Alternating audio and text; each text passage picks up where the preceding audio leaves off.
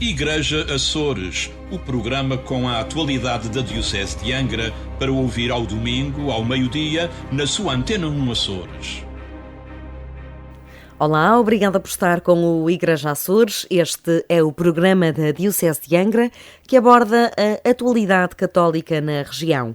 Estamos com o Rádio Clube de Angra, Antena 1 Açores, Rádio Canção Nova, com a Associação de Rádios de Inspiração Cristã e com a diáspora açoriana nos Estados Unidos e Canadá através das rádios Portugal USA, Rádio Lusalândia, Rádio Pama Classic e Rádio Azores Canadá. A todas obrigada por estarem na sintonia do Igreja Açores. Vamos já à atualidade da Diocese açoriana. A Sé de Angra recebe este domingo a Missa Crismal e a festa de 4 jubileus sacerdotais. Os pormenores são com a colaboradora do Igreja Açores, Carmo Rodeia.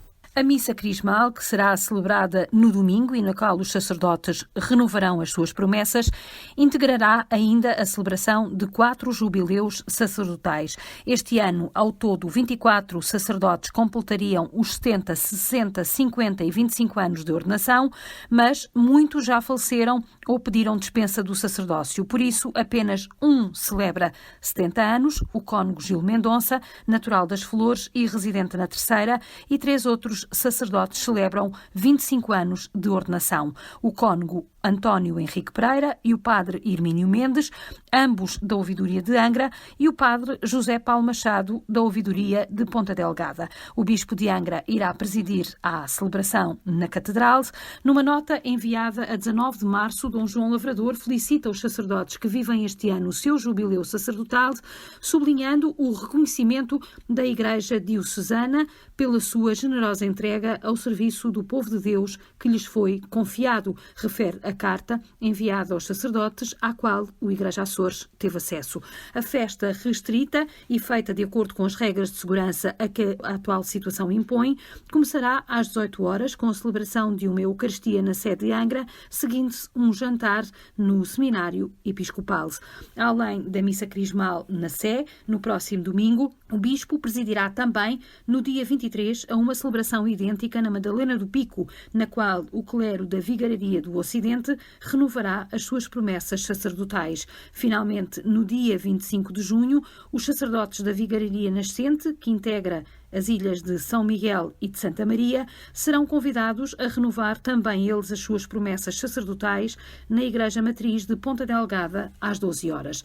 Embora deslocada do tempo próprio, o bispo de Angra interpela todo o clero a participar neste momento festivo em nome de uma verdadeira comunhão com Deus e em presbitério. A missa crismal, presidida pelo bispo e concelebrada pelos presbíteros da Diocese, é a celebração na qual se consagra o Santo Crisma e se abençoam também os demais óleos que depois serão usados nos enfermos e nos batismos.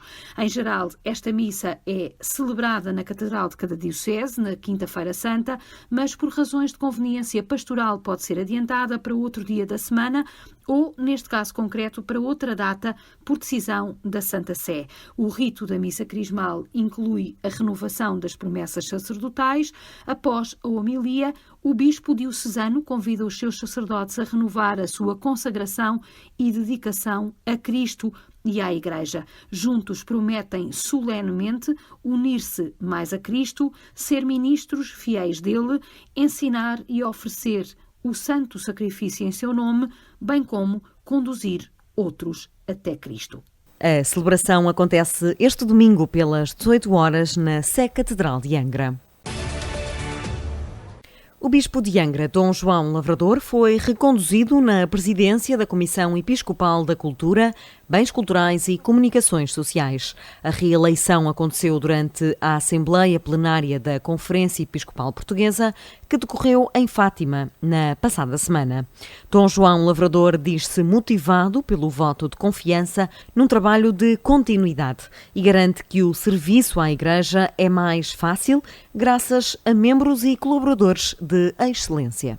Como colaboradores dentro dos secretariados, pessoas que são notáveis, muito grandes profissionais e, portanto, dá-me alívio, já estou habituado a trabalhar com eles e, portanto, isso só quer dizer que realmente tenho o trabalho muito facilitado pela colaboração, seja dos membros da Comissão, seja depois dos que estão à frente dos respectivos secretariados. Não é?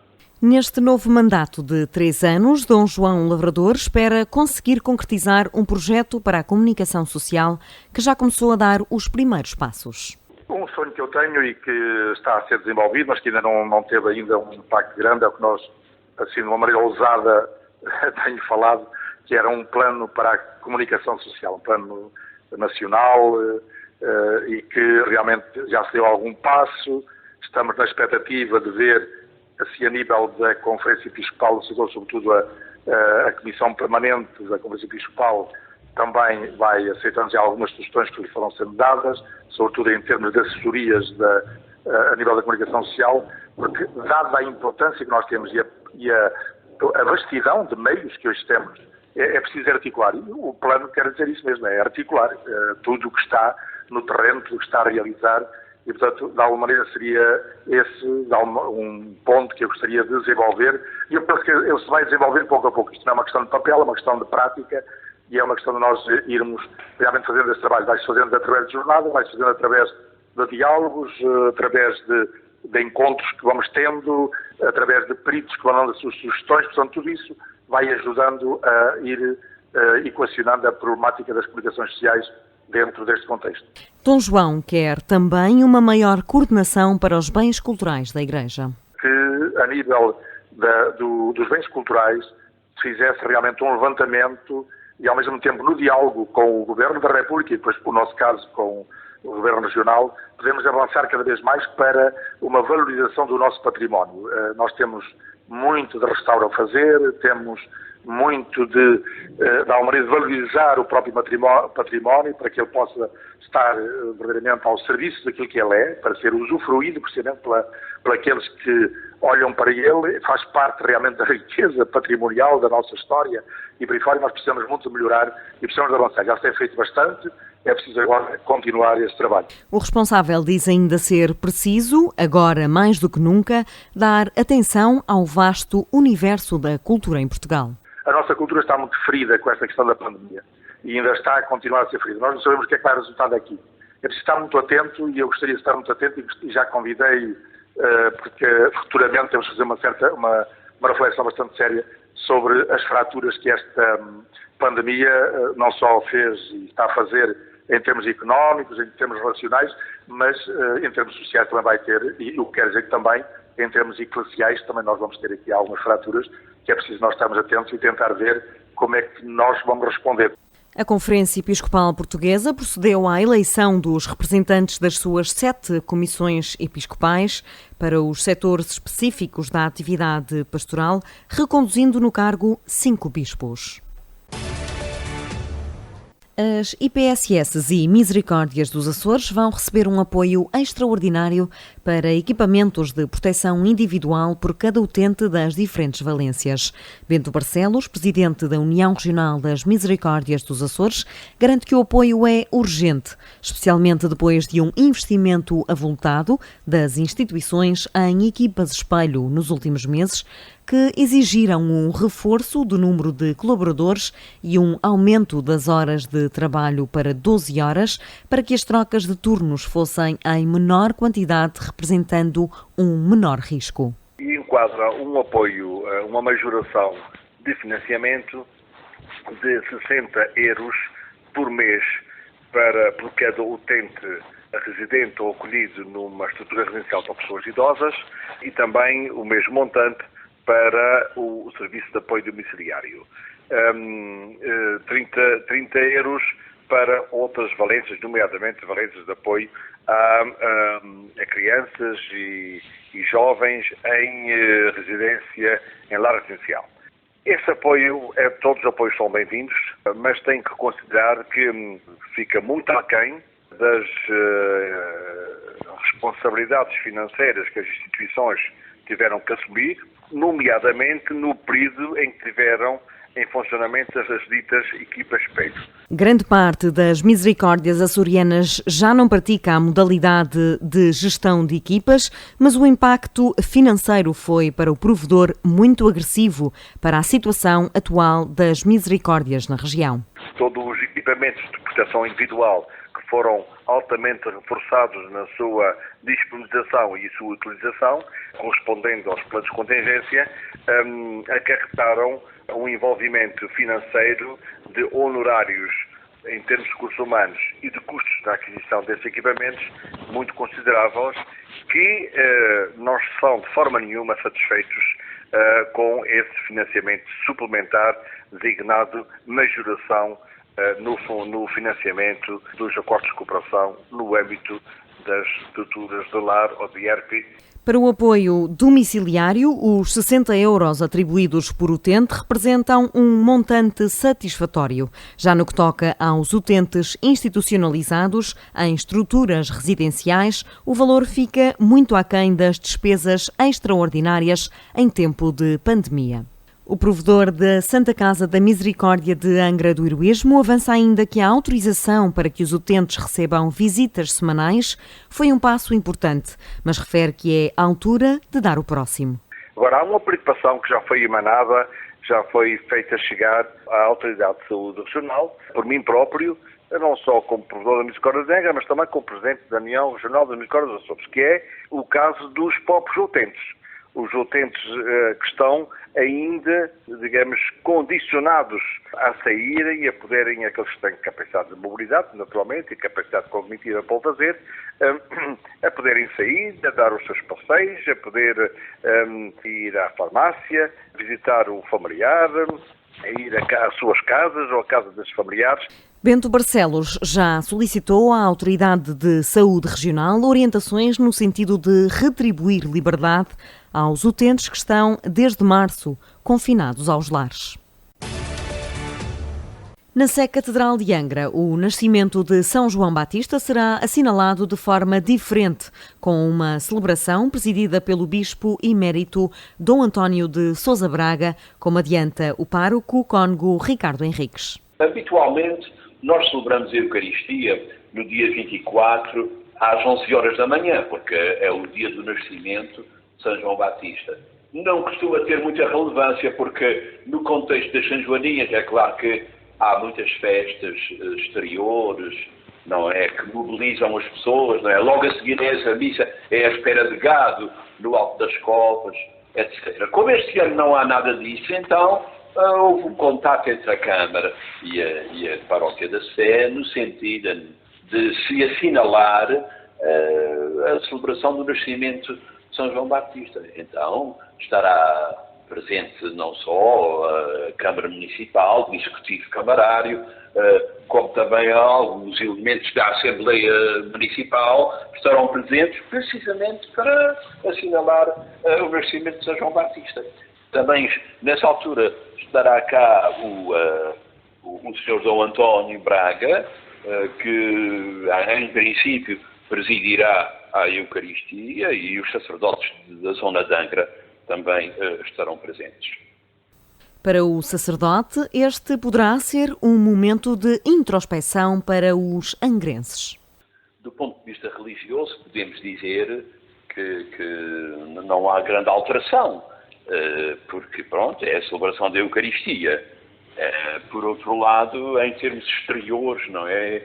De diversas formas, das pessoas estarem juntas e festejarem através dos inúmeros acontecimentos que habitualmente fazem parte das São Joaninhas. É claro que nesse aspecto é diferente. Mas, se calhar, não deixa de ser interessante haver um ano em que, não havendo nada de exterior, as pessoas também olham um bocadinho para dentro de si para pensar o que é que são, o que é que andam a fazer por aqui, como é que são umas para as outras, qual é o sentido do nosso existir, do nosso estar na vida. São João é o único santo cujo nascimento e martírio, a 24 de junho e 24 de agosto, são evocados em duas solenidades. E neste Igreja Açores temos não uma, mas duas convidadas. São duas alunas do curso de Ciências Religiosas do Instituto Católico de Cultura em parceria com a Universidade Católica. No fundo, o curso é da Universidade Católica.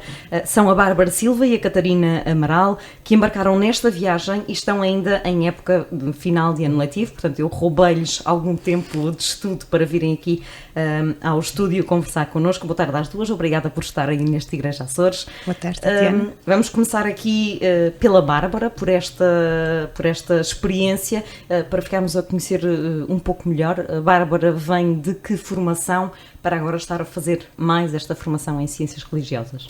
Eu tenho um mestrado em Educação Pré-Escolar e Primeiro Ciclo, do Ensino Básico, e neste momento estou a fazer o curso de Ciências Religiosas na Universidade Católica. Mas, entretanto, também já deu aulas de Educação Moral e Religiosa Católica. Sim, dei 5 anos aulas de Religião e Moral e neste momento estou no primeiro ciclo.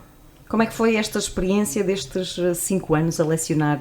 Porque certamente não contaria com este, digamos, desvio, um bocadinho de formação para dar aulas de Religião e Moral. Sim, a experiência foi boa e até ficamos bastante felizes, nós todos aqui dos Açores, quando soubemos que ia abrir o curso, porque realmente nenhum de nós tinha formação na área e dar aulas tendo formação na área é completamente diferente e mais aliciante. E, portanto, espera-se que no próximo ano letivo, se calhar, a preparação seja diferente. Vocês estão no final de que ano letivo da formação? Nós estamos no final do 2º ano da licenciatura e para o ano vamos ingressar no mestrado. As duas? Sim. Já vou conversar ali também com a Catarina. Catarina, como é que tudo isto começou? E vamos falar com uma pessoa que veio para os Açores para tirar Biologia Marinha. É verdade. E que agora é professora de Religião Oral. É Catarina. verdade. É a Catarina Amaral e está connosco neste Igreja Açores. De bióloga a professora de Religião Moral. O que é que aconteceu aqui? Como é que foi este percurso? Foi assim umas voltas inesperadas no meu percurso de vida. Foi desde pequenina que eu tinha a aspiração a ser bióloga, inclusivamente numa vertente mais de investigação científica, e foi isso que acabou por me trazer aos Açores, para estudar Biologia na Universidade dos Açores, onde conheci atualmente o meu marido, e daí a opção de vida de depois ficar nos Açores. E isso exigiu algum compromisso, porque foi numa altura onde, pronto, a conjuntura também não era a melhor em termos de emprego e de... Mas terminou a formação? Terminei, cheguei a fazer um mestrado em Biologia na Inglaterra, portanto estive fora um ano, já também numa vertente mais de investigação, e foi precisamente esse ano fora, em Inglaterra, a estudar, que me permitiu ver que era mesmo nos Açores que eu queria estar. Que eu gostava muito de cá estar, gostava das ilhas e das pessoas e da maneira como nós vivemos aqui, e isso trouxe-me de volta. Veio de onde? De Alcanena. Minha terra, os meus pais moram em Alcanena e, portanto, de Alcanena para os Açores, dos Açores para a Inglaterra e de regresso aos Açores. E depois cá fiquei. Durante uns tempos, assim, em alguns trabalhos mais temporários, alguns empregos não tão relevantes, uma experiência muito interessante, primeiro com crianças com a Ciência Divertida, que era um projeto que havia na altura, e que me mostrou que eu gosto muito de trabalhar com crianças, e eu penso que foi talvez nessa linha que depois surgiu o convite de dar aulas. Isso foi o meio termo, não é? Foi o meio termo, foi o ponto de viragem, penso eu, e penso que foi nessa onda que depois chegou então o convite para dar aulas de Educação Moral e Religiosa Católica, e cá estamos hoje. Estávamos aqui a conversar em off the record, e antes de começarmos a gravar esta entrevista, o que é que pensou quando recebeu esse convite para dar aulas de Educação Moral e Religiosa Católica? Foi assim curioso, porque primeiro fiquei muito nervosa. Ainda nunca tinha tido uma experiência como professora, portanto a lecionar, e confesso que me sentia, acima de tudo, assustada. E depois muito entusiasmada com a perspectiva. Para já, porque eu tinha acabado recentemente descobrir que realmente gosto muito de trabalhar com crianças, e depois de uma conversa séria na altura com o Padre Adriano, que foi quem me fez este convite, percebi-me que havia ali um potencial muito interessante, porque nós ainda temos um bocadinho esta ideia de que Educação Moral e Religiosa Católica é um catecismo na escola, e a verdade é que o programa foi completamente reformulado, e nós abordamos uma série de temáticas com as crianças e com os jovens que potenciam aulas muito interessantes, e portanto foi um desafio muito, muito interessante para mim. Bárbara, qual foi a sua reação quando teve este convite para dar esta disciplina? Certamente a Bárbara já tinha dado catequese? Sim, já tinha sido catequista e na altura era catequista, quando recebi o convite. Também a Catarina? Também. E foi interessante porque a minha única experiência que tinha a lecionar tinha sido de 6 meses como educadora no Colégio Santa Clara. Também não tinha assim grande prática, mas depois surgiu uma oportunidade de fazer a baixa de uma colega que estava grávida e não era para ficar, era apenas para fazer essa baixa, mas na verdade gostei tanto da experiência que pedi e perguntei se era possível continuar, e lá depois arranjaram mais uma vaga e fizeram outra vez o convite e eu claro que aceitei. Pelo menos da experiência da Bárbara, não sei se foram todos os anos em que lecionou a disciplina, mas em alguns anos não tinha uma escola fixa, dava a disciplina em várias escolas. A Catarina também foi assim? Sim, particularmente no primeiro ano. Neste momento eu estou sediada na escola EBI Francisco Ferreira Drummond em São Sebastião, onde leciono a tempo inteiro, mas no meu primeiro ano de lecionação o meu horário estava dividido entre a escola de São Sebastião e as escolas do primeiro ciclo da Tomás de Borba e, portanto, também viajava um bocadinho pela ilha. E como é que é essa experiência de a Bárbara ali para as zonas do Ramo Grande? Como é que é ir a tantas escolas numa semana, andar com a casa às costas, digamos assim? É assim, quem leciona esta disciplina no primeiro ciclo, normalmente é isto que acontece, porque o primeiro ciclo está dividido por várias escolinhas, a unidade orgânica é constituída por várias escolinhas e, portanto, quem leciona no primeiro ciclo, normalmente isto acontece, vamos por várias escolas. É muito interessante, porque nós deparamos com meninos diferentes, culturas diferentes, exatamente, completamente diferentes, com colegas também bastante diferentes e com uma diversidade enorme, porque temos muitos, mas mesmo muitos alunos. E depois é interessante que às vezes nós enganamos a chamar o nome de um menino, chamamos por outro, porque é realmente complicado. Temos no meu último ano eu tinha cerca de 500 alunos, são muitos alunos, mas é uma experiência muito gira, muito interessante e por isso. Neste momento a Catarina continua a dar a disciplina, a Bárbara fez uma pausa. Sim. Porque entretanto apareceu outra, quando se inscreveu neste curso, nesta licenciatura em Ciências Religiosas, apareceu a vaga para a sua formação de base, não foi? Não foi bem isso que aconteceu. Eu, quando decidi tirar o curso, ainda tinha vaga nesta disciplina. Entretanto, aconteceu que há uma pessoa que estava efetiva, voltou. E a minha vaga, claro, fiquei sem ela. E, portanto, tive que sair e comecei a concorrer para a minha área. E estes 5 anos a lecionar esta disciplina deu-me tempo de serviço para conseguir ficar colocada na minha área, porque senão, se calhar, ainda não conseguia ficar. Mas a verdade é que tenho sempre a esperança de voltar para a religião e moral, porque depois de entrar neste curso é que vi que realmente gostava de voltar outra vez para esta disciplina. Portanto, todos os anos tenho esperança que me digam que vai abrir uma vaga para mim. Quando o curso acabar, vou concorrer juntamente com os meus colegas e pode ser que tenha sorte. Como é que tem sido esta experiência de coordenar a Catarina? Não sei que a Bárbara tem uma criança pequenina, a Catarina também. Portanto, como é que se coordena filhos, trabalho e uma licenciatura? Ainda por cima, que nem sequer é presencial. Aliás, não começou presencial, acabou com exames presenciais, mas já vamos perceber o que é que o Covid transformou neste ano letivo. Como é que foi toda esta gestão, Catarina? Pois, no meu caso, sem dúvida e 100% com muito apoio da minha família, porque há uma estrutura de apoio por trás que garante quando nós não podemos estar, e isso é fundamental, que realmente sem essa rede de apoio seria impensável o empenho e o tempo todo que isto nos exige, não é? No meu caso eu tenho uma menina com 5 anos, fez há pouco tempo. Posso dizer que aprendi a gerir o meu tempo por uma questão de prioridades. Agora as tarefas e o a fazer gera-se em função da prioridade e aprendemos a dormir um bocadinho menos nestes últimos anos. A Bárbara tinha acabado de ser mãe nesta fase, houve alturas em que o filho teve que ir com ela fazer exames ou assistir a aulas? Assistir a aulas não, mas a minha matrícula, o meu filho foi comigo quando tinha de fazer a matrícula. porque ele tinha 8 meses, talvez 8, 9 meses, agora já tem 2 anos, e foi complicado, mas é como a Catarina diz, foram prioridades, fui eu que optei por tirar este curso, e portanto com o apoio familiar, sem dúvida, nós estamos a conseguir. Há dias que é muito Mais difícil difíceis que outros. e que nos apetece desistir, mas depois lá vem uma força interior. Em conversa com o professor Bento Aguiar, vocês são à volta de 17 na região.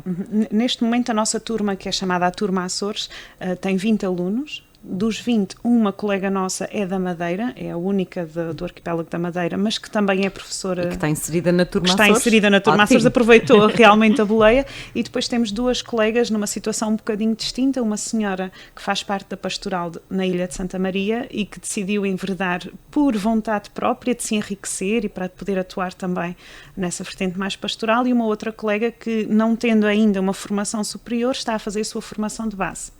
Qual é o vosso balanço desta formação? Há muito preconceito de que ciências religiosas é para sacerdotes, para irmãs, para professores de religião e moral unicamente. Sentiram que nestes 2 anos esta formação é mais ambígua do que e dá para mais formações, digamos assim, do que ela realmente tem como carimbo, digamos assim? Pois, eu penso que ela é efetivamente essencial para quem lhes dá formação, seja a nível escolar, seja mesmo a nível da pastoral nesta área. E a verdade é que abriu-nos um mundo de conhecimento que nós tínhamos algumas ideias e algumas noções, mas que realmente agora aprofundamos de uma maneira substancial. Mas eu penso que não se restringe a isso, e que qualquer pessoa que tenha uma presença e uma vida ativa em termos de fé e da Igreja Católica em particular, que seria muito beneficiado por esta formação. Como é que foram estes meses iniciais deste ano letivo, Bárbara? Pois, foram complicados e... Vocês iam com regularidade a Lisboa? É assim, nós íamos uma vez por mês.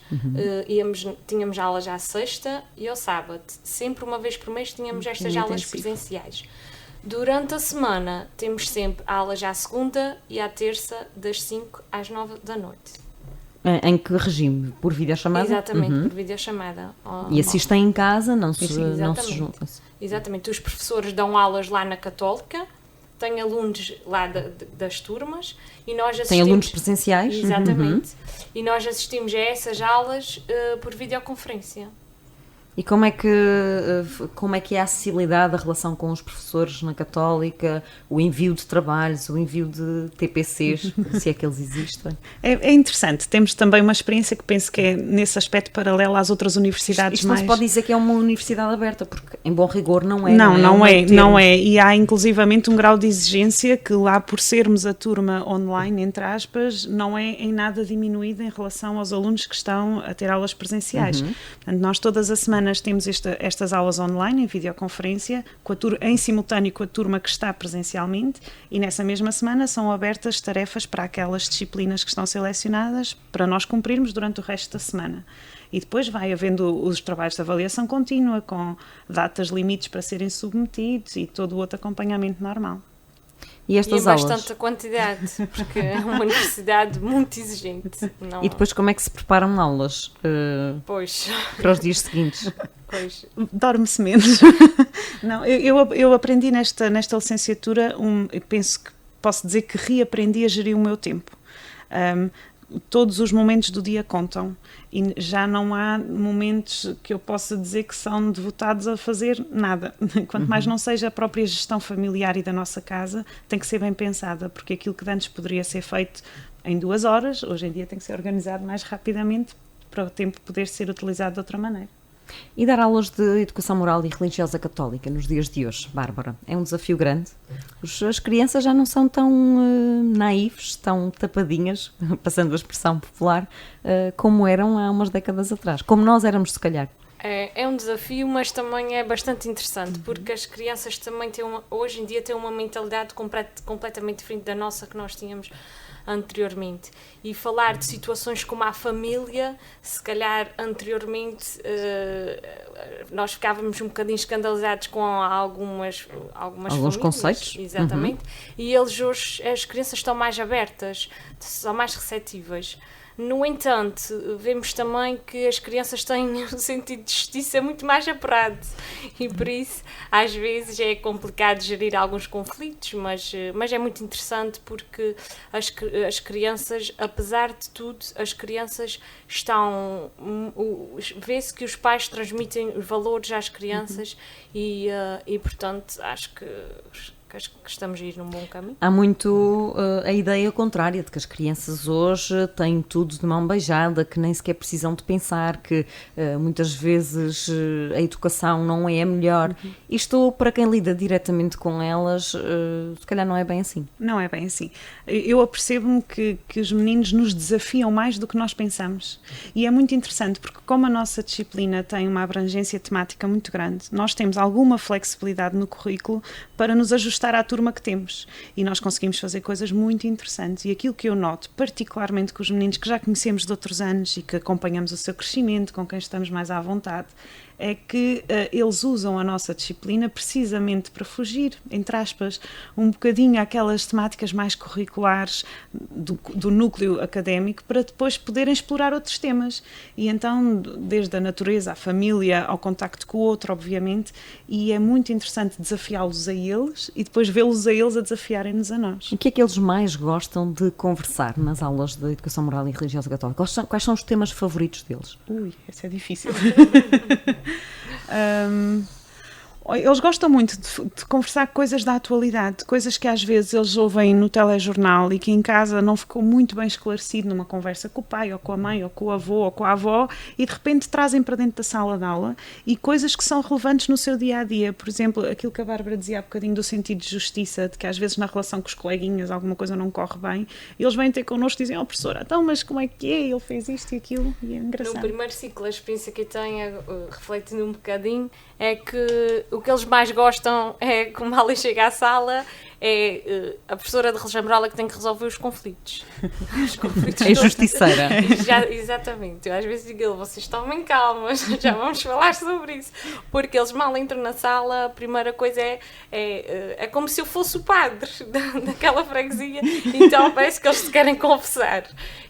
Mas deve ser daquilo que mais desperta interesse a eles. Claro que tudo aquilo que se faz, eles gostam e eles adoram a disciplina. E é muito gratificante entrar numa escola, olha a professora de religião e moral, eles vêm correr, nós notamos que eles gostam e, portanto, acho que gostam dos temas. Acham que muitas vezes os pais não inscrevem os filhos, ou os filhos, sem conhecerem bem a disciplina, optam por outra disciplina? Acham que é preciso haver esta maior sensibilização e as pessoas perceberem de facto o que é a disciplina de Educação Moral e Religiosa Católica nos dias de hoje e que os conteúdos estão adaptados para as crianças dos dias de hoje? Sem dúvida. E eu penso que isso foi um trabalho que a Diocese tem feito de há uns anos, esta parte, que tem sido um trabalho de divulgação muito importante, não só na escola, mas nas próprias paróquias, pelos catequistas e pelos padres, e as famílias começam a perceber que realmente a nossa disciplina já não é uma catequese dada na escola. É um programa que obviamente tem todos os valores adjacentes à nossa moral e ética cristã, estão lá e são veiculados, mas é muito mais abrangente, é mais adaptado, tem a ver com aquilo com que os meninos lidam no dia-a-dia e nós fazemos sempre um esforço, pelo menos falo por mim, penso que a Bárbara também, de tornar a disciplina dinâmica e atual, não só nos conteúdos, mas na maneira de lecionar. E eu acho que é isso que depois acaba por cativar os nossos alunos. Como é que estão a ser estas últimas semanas em que estão com exames? Foi difícil conseguirmos conciliar as vossas agendas para gravarmos esta conversa. Bárbara, como é que tem sido? Como é que têm sido os resultados dos exames? Pois eu costumo dizer que tem sempre a mão de Deus comigo, porque ele já às vezes nem corre muito bem, mas depois vêm as notas e fico muito feliz porque tem tido realmente notas melhores do que aquilo que eu esperava. Mas também a verdade é que tenho-me empenhado muito e tenho abdicado de muita coisa da minha vida para isto. Já abdiquei de muita coisa com o meu filho, com a minha família, porque meti-me neste curso e depois de assumir esta responsabilidade também não quero passar nas cadeiras com nota 10. Também gosto de ter boas notas, até porque depois isto também para o concurso também conta. Há algumas disciplinas que a gente reza para apanhar 10, há outras que ficamos tristes. Como em todas as licenciaturas, não é? Exatamente, mas tem sido uma experiência difícil, mas penso que no fim isto vai compensar. E o mestrado? Vem a caminho? O mestrado. Há muitas interrogações acerca do mestrado. Nós esperemos que seja tudo conforme nós achamos que vai ser.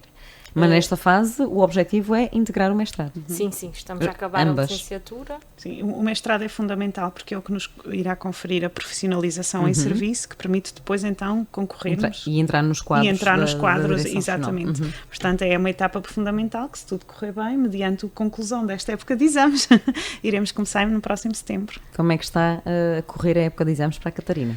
Exigente, está a correr bem. Tem sido, realmente é desafiador, já o ano passado foi, porque em particular este semestre coincide com o fim do ano letivo nas escolas onde nós trabalhamos e, portanto, é a par e passo. E com o Covid. Com o Covid. Vocês continuaram a dar aulas sim, à distância? À distância, sim, através das plataformas de comunicação, por videoconferência e, neste caso, por exemplo, com o lançamento de pequenas atividades semanais para tornar a disciplina presente na semana, como era normal nas escolas, portanto, dos nossos alunos, mas representou um aumento de trabalho substancial, porque aquilo que seria feito num espaço de sala de aula com cada turma, cada aluno faz ao seu tempo e os nossos mecanismos de resposta, os e-mails, os grupos de contacto, são assim uma coisa prolífera e, portanto... E roubam muito mais tempo. Roubam muito tempo. Esta experiência enquanto alunas à distância também se calhar preparou-vos um bocadinho melhor para porque houve muitos professores que nunca tinham utilizado este tipo de plataformas, portanto, se calhar neste aspecto vocês estavam mais preparadas para este tempo de pandemia em que tiveram que ficar fechadas em casa e continuar a lecionar à distância. Neste caso as ferramentas já eram conhecidas, já eram a vossa praia. Já, e notámos isso, por exemplo, eu notei nos dois casos, em termos da Universidade Católica e das adaptações que o Covid nos trouxe, a verdade é que apenas suprimiu as deslocações presenciais, porque aumentou as aulas por videoconferência e trouxe a novidade então dos exames, que já não são... Como é que eles são feitos agora? Antes vocês iam à Católica, exatamente, eram presenciais na Universidade Católica em Lisboa. Neste momento eles são feitos por vídeo, ou melhor, o exame é disponibilizado numa plataforma, à hora e na data acordada. É escrito. Estamos em presença, em videoconferência com o professor da disciplina e temos uma hora limite para submeter as respostas na plataforma ou não serão consideradas válidas. Eles estão a micar-vos. Completamente. Acaba por ser um exame de consulta, porque podemos consultar os documentos. O que faz com que sejam muito mais exigentes do que os presenciais. Sim, porque depois fazem exames muito mais difíceis. Claro. Porque queremos consultar na altura que estamos a fazer o exame e estamos a perder tempo para escrever o exame. Foi uma experiência, está a ser uma experiência muito interessante. Faltam? 2. Faltam na 2 próxima exames. Semana? Um já nesta semana e o outro na próxima semana a seguir. Estamos a terminar a nossa conversa, o tempo voa quando estamos a conversar aqui na rádio, mas gostaria que tanto a Bárbara como a Catarina deixassem uma mensagem para quem está a ouvir e tem alguma curiosidade neste curso de Ciências Religiosas. Que conselho dariam a quem está a ponderar inscrever-se? Olha, eu penso que daria o conselho que perguntem, venham ter com alguém que esteja por dentro, seja um de nós que está neste momento a ingressar esta turma ou alguém da Diocese envolvido com esta formação, porque será sem dúvida muito enriquecedor para quem tem uma vivência ativa na fé. Para mim, acho que foi muito, mas mesmo muito enriquecedor. Acho que desde que ingressei, não só como professora de religião e moral, mas neste curso, acho que até eu própria me tornei melhor pessoa, porque pensar acerca de certas situações também nos leva a pensar as nossas atitudes nessas situações. E estar a dizer a um menino para ser melhor, para não bater, para não fazer, também me leva a mim própria a considerar as minhas próprias atitudes. E, portanto, acho que a nossa colega é um exemplo disso. Já não está neste curso para ser professora, está no curso por vontade de se autorrealizar. A de Santa Maria. Exatamente, e portanto ela é um bom exemplo disto, é que nunca é tarde para nós nos formarmos e sabermos mais acerca da nossa religião. Muito obrigada às duas por terem vindo ao nosso Igreja Açores. Foi um prazer conversar convosco. Obrigada e boa sorte nestes exames finais. Obrigada. E o Igreja Açores regressa na próxima semana com mais convidados especiais e com mais atualidade da Diocese de Angra. Igreja Açores, o programa com a atualidade da Diocese de Angra para ouvir ao domingo, ao meio-dia, na sua Antena 1 Açores.